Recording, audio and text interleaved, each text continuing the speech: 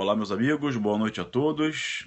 Boa noite, boa noite, boa noite. Todo mundo na área, Manaus. Alexandre Flecha, meu amigo Alexandre Flecha, tudo bem? Todo mundo entrando. Grande mestre do processo civil, isso, mestre Flecha. Grande mestre, grande amigo, grande professor, grande doutrinador, grande palestrante. Porto Alegre, vamos lá, todo mundo, vamos lá, todo mundo.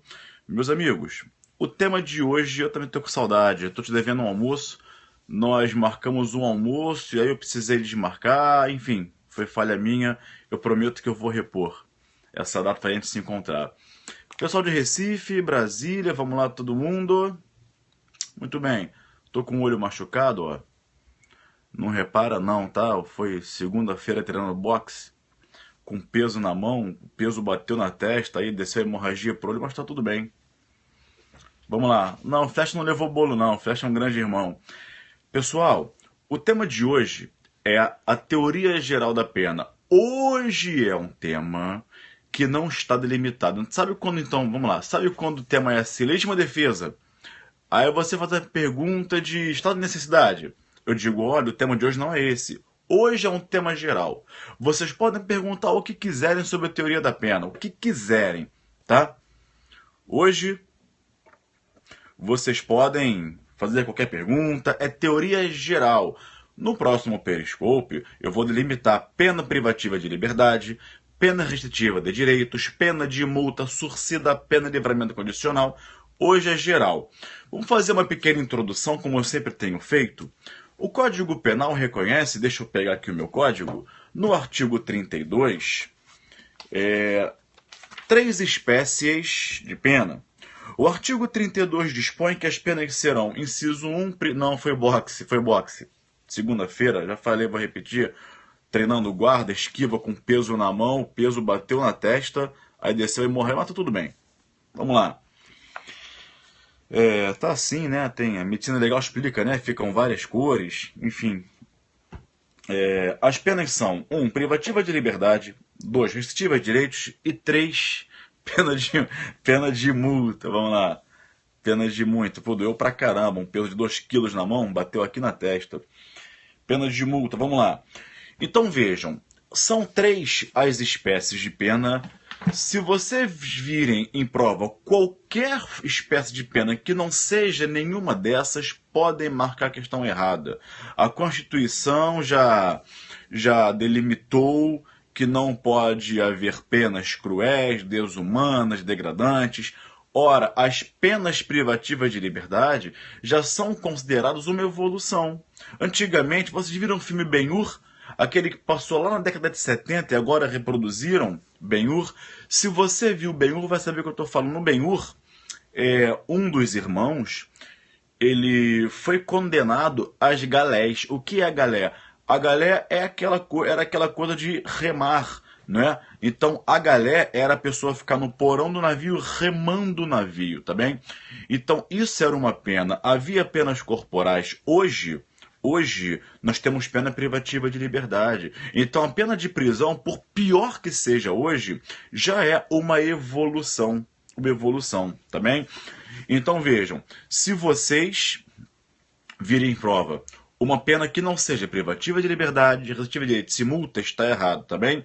A gente sabe que o Brasil adota até hoje um critério bipartido de pena privativa de liberdade.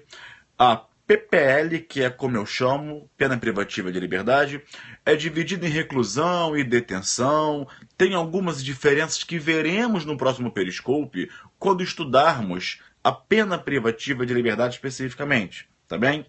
As penas restritivas de direitos também vêm regulamentadas, mas eu quero que vocês percebam uma coisa. A pena privativa de liberdade, ela tem os seus critérios de aplicação.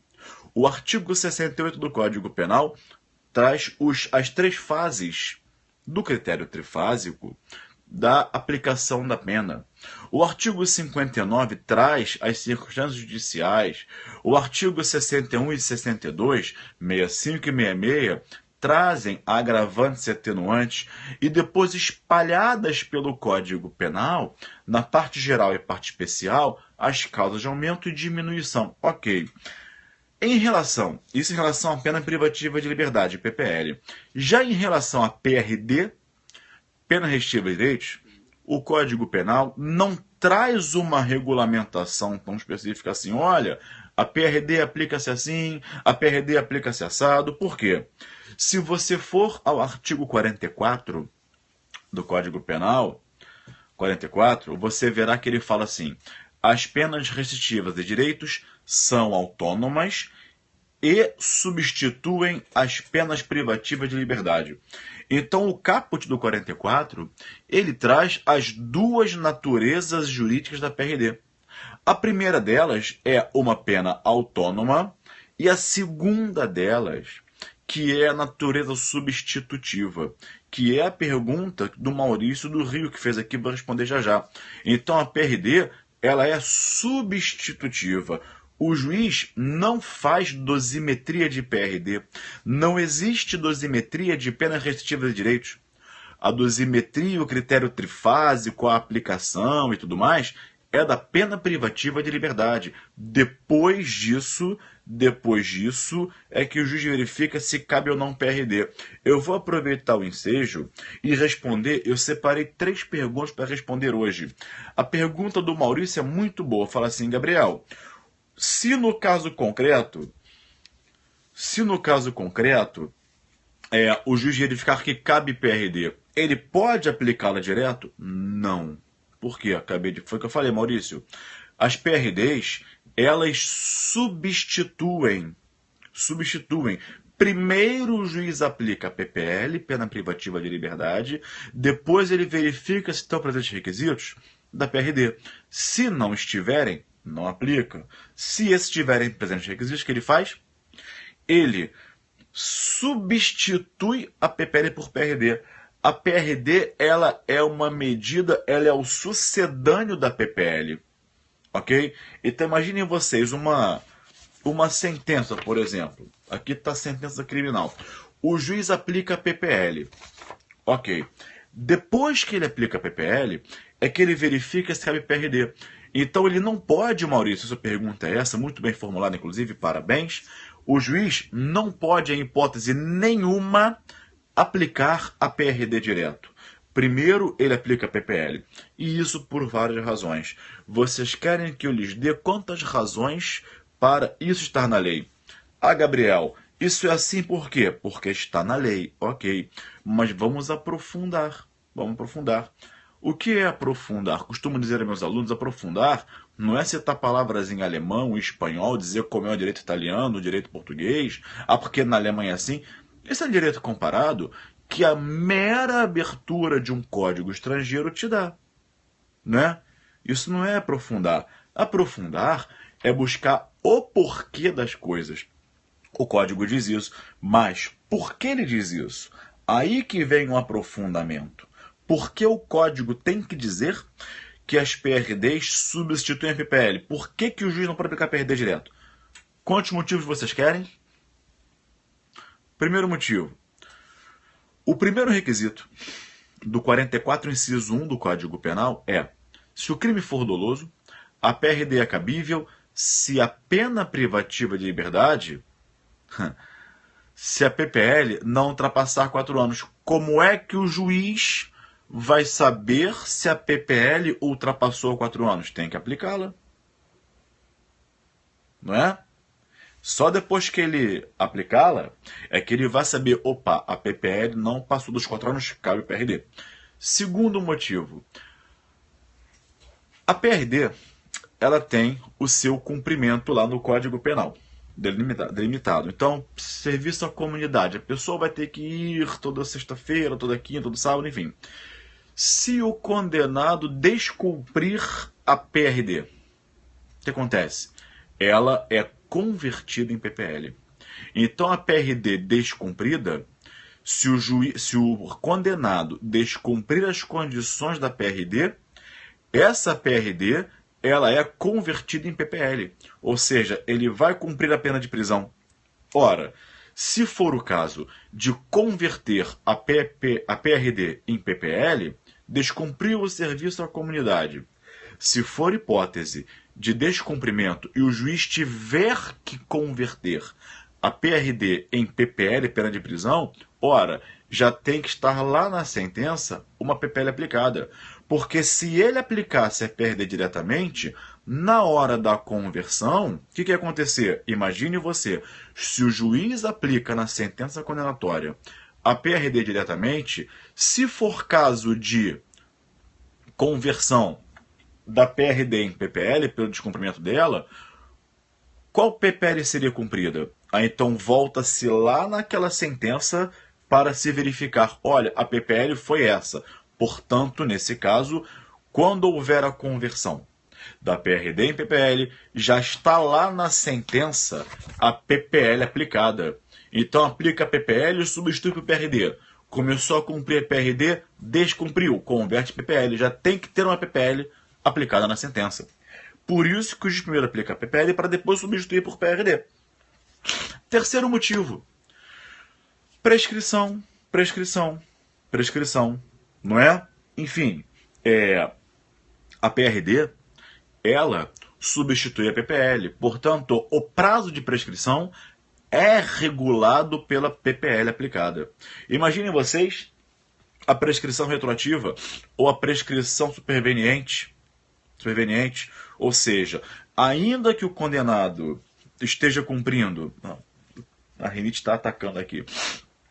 Ainda que o condenado esteja cumprindo, amigos, a PRD, o prazo de prescrição vai ser computado pela PPL aplicada. Vocês querem um quarto motivo? O quarto motivo, se travar, não dispersa não, pega o restante na reprise depois. O quarto motivo é, qual é o tempo de duração da PRD?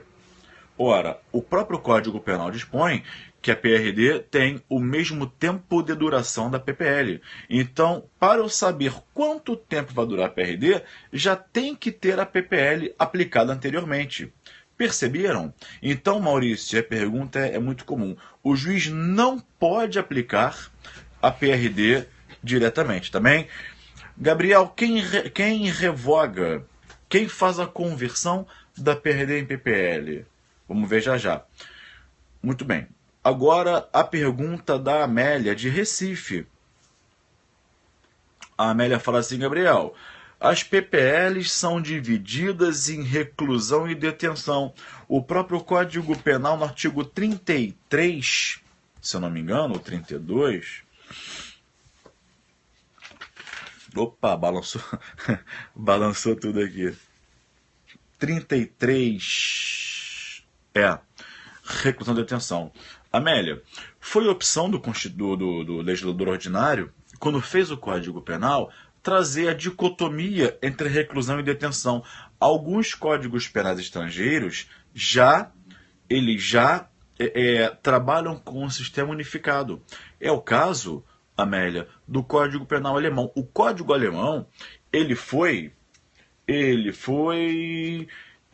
reformado em 1975. E na reforma de 75, Amélia, houve a unificação, houve a adoção do sistema único de pena privativa de liberdade. Então lá é uma pena só de prisão. Aqui continuamos trabalhando com duas. Mas, Gabriel, seria fácil unificar? Olha, eu tenho lá minhas dúvidas porque é bem verdade, quanto mais você simplificar a coisa, mais fácil é o seu entendimento, o seu estudo de aplicação. Agora, não sei se seria fácil a compatibilização, Amélia, entre as duas e a unificação, porque vamos ver no próximo encontro que elas têm grandes diferenças. A reclusão e a detenção têm mais de 5 diferenças. Então, quer dizer, fica complicado a gente definir, ok? Tem que sentar, estudar, pesquisar e tentar achar uma forma de unificar a reclusão e a detenção. A outra pergunta é do Álvaro de Porto Alegre. Olha a pergunta do Álvaro de Porto Alegre. Gabriel, ele perguntou aqui no que toca a pena de multa. Pode perguntar? Pode, Álvaro. Ele perguntou aqui, pode, que hoje é teoria geral da pena, pode perguntar qualquer coisa de pena.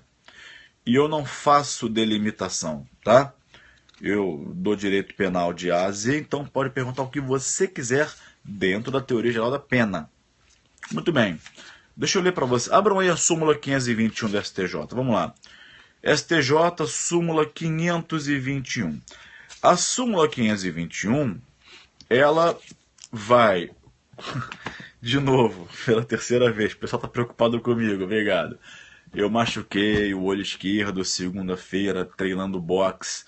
Eu tava treinando esquiva com peso na mão de 2 quilos e aí a esquiva falhou 1 hora de esquiva para lá e para cá. O peso bateu aqui na testa, dando até agora. E aí a hemorragia desceu, tá aqui. Mas tá saindo já. Não vou explicar de novo. O resto pensa o que quiser. Que eu apanhei da minha mulher, que eu bati no armário. Chega. Vamos estudar. A súmula 521 fala assim: a pena de multa não paga.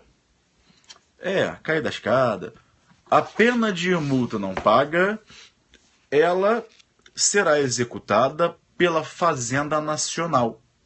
Ora, meus amigos, havia uma discussão homérica se era o Ministério Público ou a Fazenda Nacional que executava a pena de multa. Por quê? Uns diziam, peraí, se o próprio artigo 51 do Código Penal diz que é dívida de valor e vai ser aplicado o procedimento. Professora Isabela Kishida, bem-vinda. Sigam essa professora que ela é muito boa, excelente professora. Se é dívida de valor e o próprio artigo 51 vai dizer que aplicam-se as normas da LEF, Lei de Execução Fiscal, então, quer dizer, a execução fiscal será deduzida pela Procuradoria Fazendária. Então é a Fazenda Pública. Outros diziam, não, peraí, a pena de multa continua sendo pena. A pena de multa, embora seja executada, não é? Aplicando-se o procedimento da execução fiscal, é uma pena. Continua tendo natureza de sanção penal. Ora, se é uma pena, quem vai executar é o titular da ação penal, portanto, o Ministério Público. Então, havia essa discussão. Quem executa a pena de multa não paga? Ministério Público ou Fazenda Pública? A súmula 521 do STJ, ela veio e colocou uma pá de cal nessa controvérsia e disse a legitimidade da Fazenda Pública. Muito bem. Só que o Álvaro de Porto Alegre fez uma lembrança que o próprio professor César Bittencourt, também de Porto Alegre, diz: como que eu vou compatibilizar a súmula 521 com o artigo 164 da LEP? Porque pelo artigo 164 da LEP, quem executa a pena de multa não paga o Ministério Público. Vamos ler o artigo 164 da LEP. Título, pena de multa. Extraída certidão da sentença condenatória com trânsito em julgado, que valerá como título executivo judicial, o Ministério Público requererá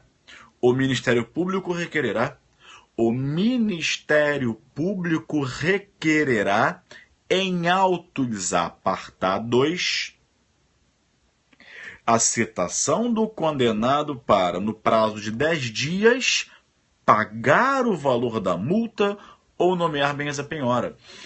Então, Gabriel, pelo que você leu agora do artigo 164 da LEP, quem vai executar a pena de multa é o Ministério Público.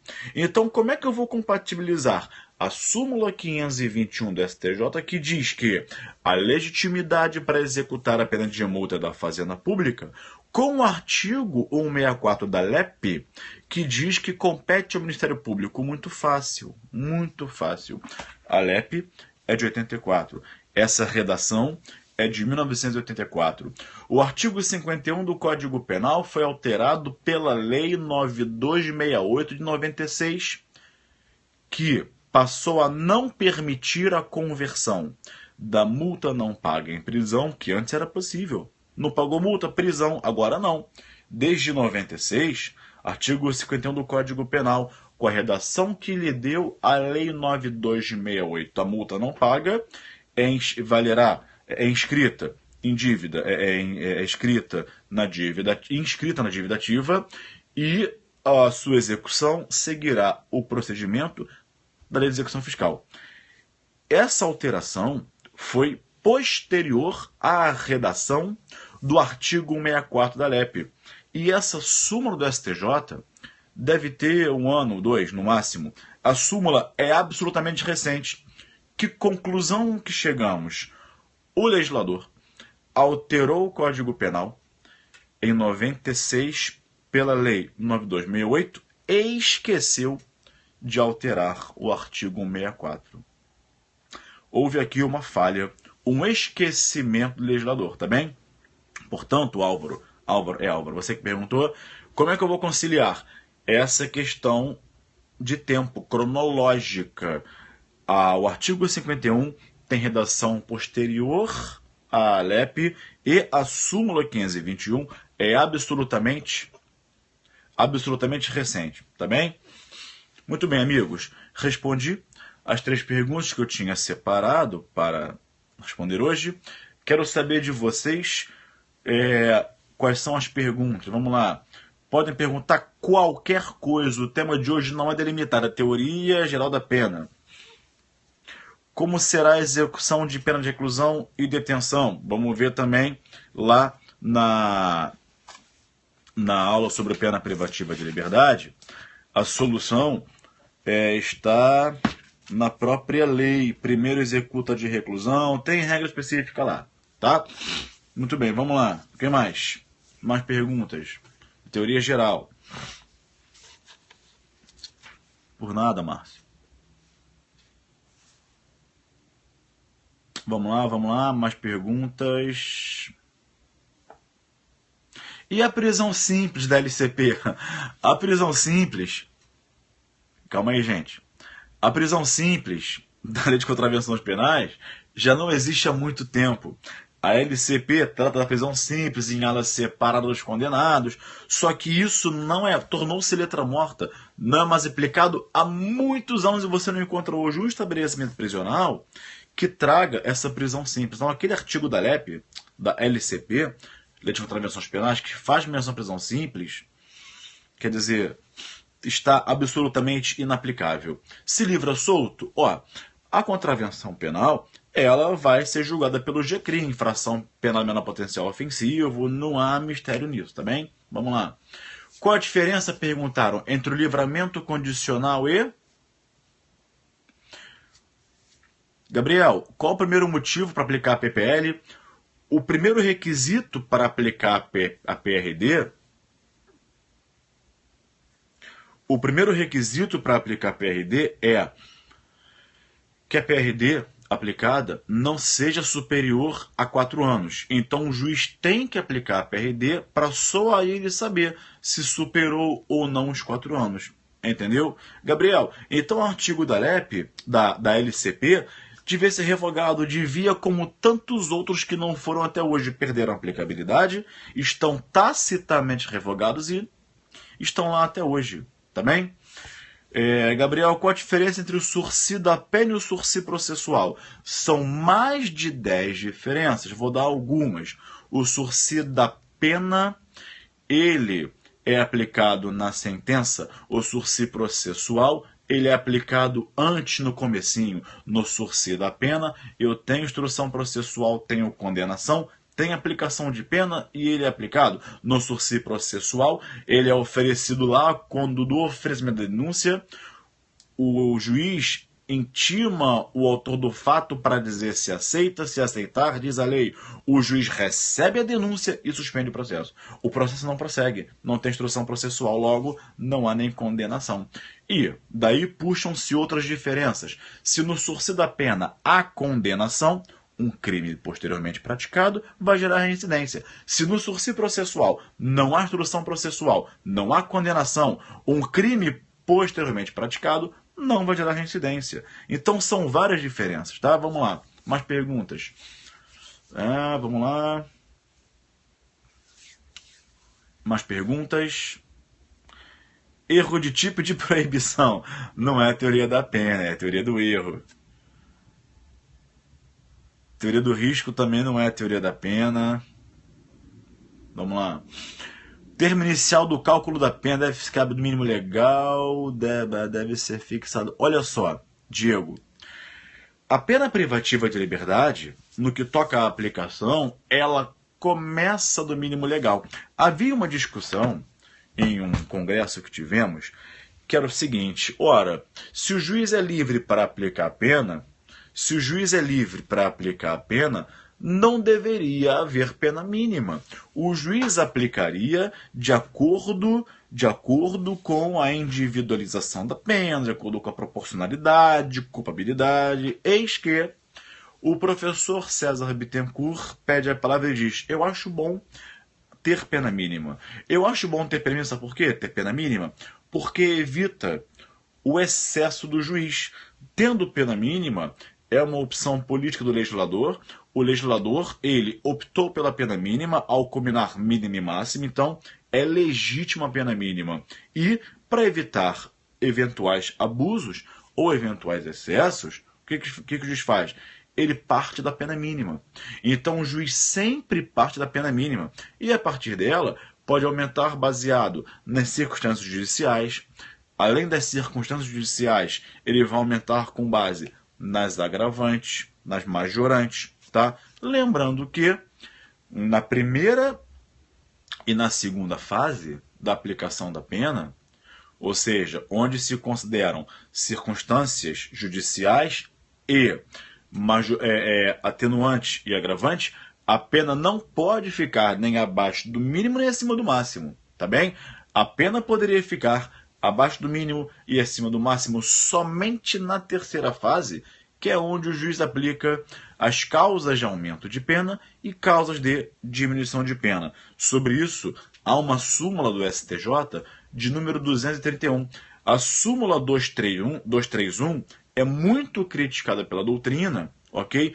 Que diz que não há nenhum impedimento para a pena ficar abaixo do mínimo legal quando incidir um atenuante. Tá? Mas, embora ela seja muito criticada pela doutrina, ela continua sendo aplicada na prática, tá bem? Vamos lá. Concurso formal impróprio é teoria da pena, mas não é, mas delimitou muito. Estamos em teoria geral, vamos chegar lá em breve. Mais perguntas?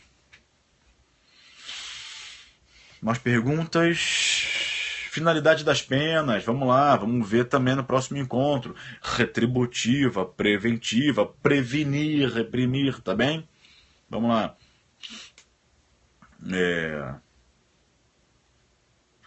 A teoria mista, na verdade,